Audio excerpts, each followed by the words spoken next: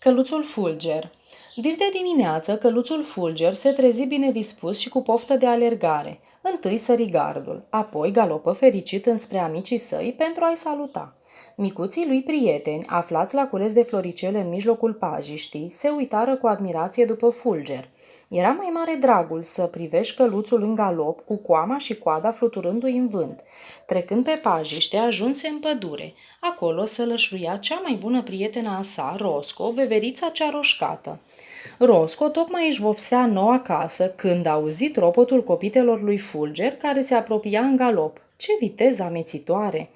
Copacii din jur începură să se legene și Rosco încercă să țină de creanga pe care își așezase găletușele cu vopsea. Veverița ținu cât ținu, ba de creangă, ba de găletușe, dar în cele din urmă ele căzură chiar pe bietul Fulger, vopsindu-l din cap și până în picioare.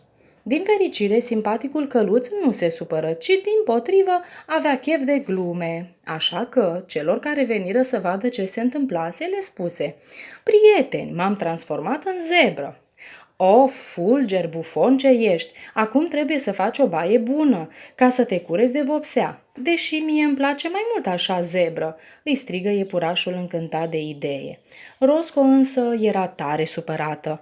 „După ce că mi-am pictat prietenul, o să rămân și cu noua căsuță nevopsită," își spuse ea cu amărăciune, privind la cele două găletușe goale.